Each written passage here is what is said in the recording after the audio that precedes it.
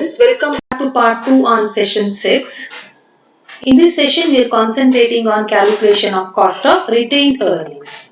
So we know that we discussed so far and solved problems on cost of debt, cost of preference and cost of equity.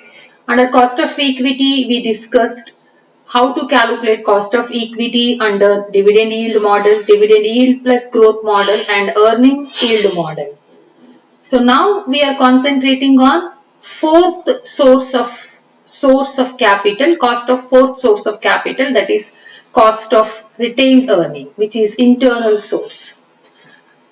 When you hear the term cost of retained earning, definitely the question arises, is it necessary on the part of organization to calculate cost of retained earning? Because retained earning indicates undistributed source. Then why we have to calculate cost of retained earning? Anyway, it belongs to equity shareholders and company can make use of it. Particularly for expansion or whenever it requires capital, it can make use of it. Then why we have to calculate cost of retained earning? This is a question to be answered. And how to calculate cost of capital? What is the nature of cost of retained earning? And what is the nature of cost of retained earning? So in case if there is a tax rate and applicable to dividend earned by the shareholders and brokerage to be payable by them, then how to calculate cost of retained earning? These are all the different questions. These are all different questions for which we need to answer. First question is, why we need to calculate cost of retained earning? Is it necessary? Definitely yes. So just remember 5th semester financial management, 3rd chapter I feel, where we can prepare financial statement. How we prepare financial statement? Sales minus variable cost, contribution minus fixed cost, operating profit. So minus interest, earning after interest before tax, minus tax is equal to earning after tax, minus preference dividend, earning available to equity shareholder. Out of this earning available at the end after meeting all obligations, so this earning belongs to whom? Belongs to equity shareholder. Organization may distribute fully this earning as dividend or keep certain portion with it as retained earning as internal source of financing its requirement in future. Assume that organization distributed, for example, assume that in a company earning available to equity shareholder was 100 rupees. Organization distributed 50 rupees as dividend. Remaining 50 was with organization. Now we have to calculate cost of that remaining 50. So 100 belongs to equity. We have already calculated cost of equity. Try to understand. So now we have to calculate cost of retained earning. That 50 rupees which is there in the organization as retained earning belongs to whom only? Belongs to equity shareholders only. Then cost of retained earning is equal to cost of equity. No doubt in it. Cost of retained earning is equal to cost of equity. Now the question is, why we have to calculate? We should calculate cost of retained earning because, see, out of 100, 50 was paid as dividend or 50 was distributed as dividend. 50 was with organization. If that 50 was also distributed, if it is also distributed as dividend to the shareholder, they might have invested somewhere, they earned a profit, you have not distributed that remaining 50, so they lost opportunity of investing that remaining 50 which is with organization as retained earning. So, they lost the opportunity of investing that 50 rupees if received as dividend. So, that cost of which was opportunity lost by the shareholders indicates cost of retained earning. There is opportunity cost associated with cost of retained earning. That's why we need to calculate cost of retained earning. ಅರ್ಥ ಆಯ್ತು? ಅರ್ಥ ಆಗಲಿಲ್ವೋ? ಕೇಳಿಸ್ಕೊಳ್ಳಿ ಮತ್ತೊಮ್ಮೆ. ನಾವು already ಹೇಗೆ cost of debt, cost of preference, cost of equity calculate ಮಾಡೋದು ಅಂತ ಕಲ್ತ್ಕೊಂಡಿದ್ದೀವಿ, problem solve ಮಾಡಿದ್ದೇವೆ. ಕಾಸ್ಟ್ ಆಫ್ ಈಕ್ವಿಟಿ ಬಂದಾಗ ಏನು ಇಂಪಾರ್ಟೆಂಟ್ ಅಂತ ಹೇಳಿದ್ರೆ ಅಲ್ಲಿ 3 ಮೆಥಡ್ ಬರ್ತದೆ. ಒಂದು ಡಿವಿಡೆಂಡ್ ಈಲ್ಡ್ ಮೆಥಡ್, ಇನ್ನೊಂದು dividend yield plus growth method, ಮತ್ತೊಂದು ಅರ್ನಿಂಗ್ ಈಲ್ಡ್ ಮೆಥಡ್ ಅಂತ. ಈ 3 ಮೆಥಡ್ ಅಲ್ಲೂ ನಾವು ಒಂದೆರಡು ಪ್ರಾಬ್ಲಮ್ ಸಾಲ್ವ್ ಮಾಡಿದ್ದೇವೆ.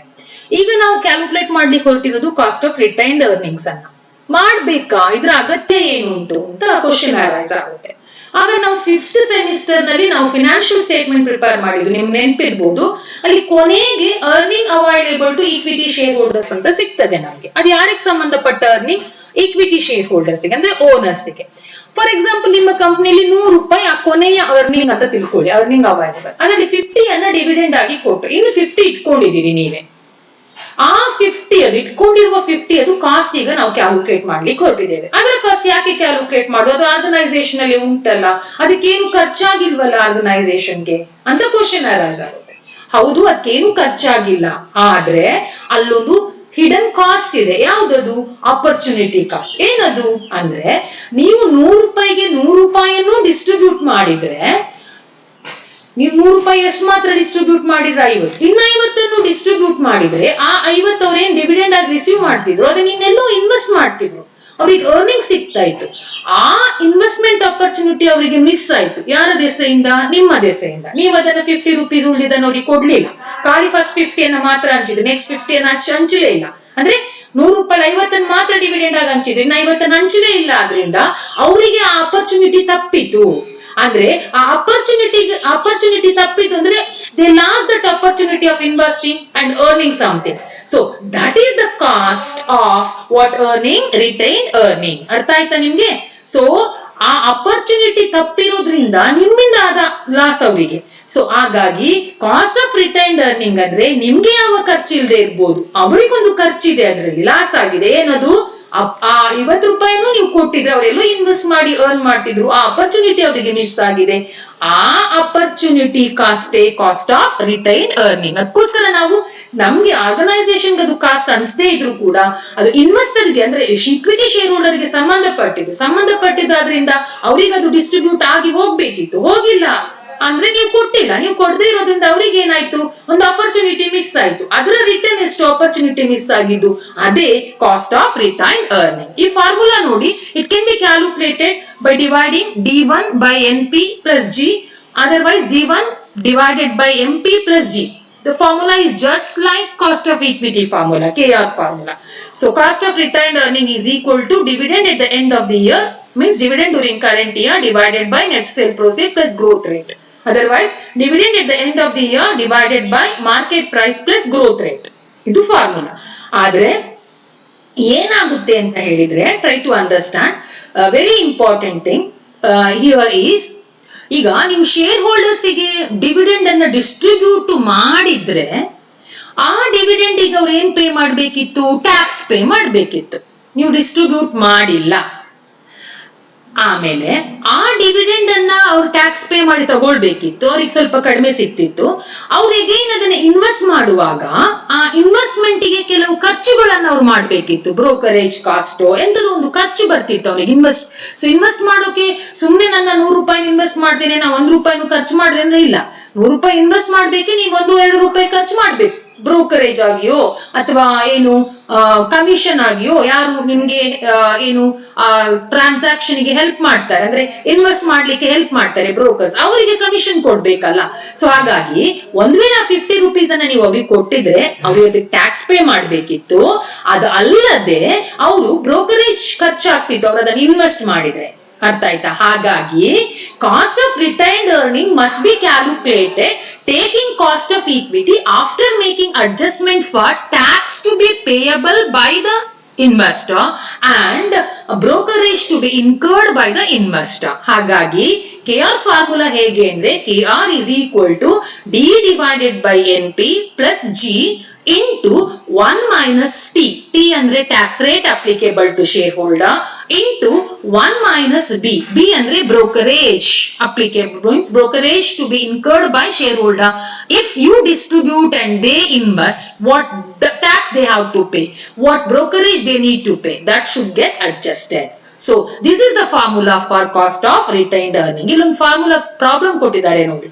If firms KE is 15, KE ಅಂದ್ರೆ cost of equity, the average tax rate of shareholder is 40%.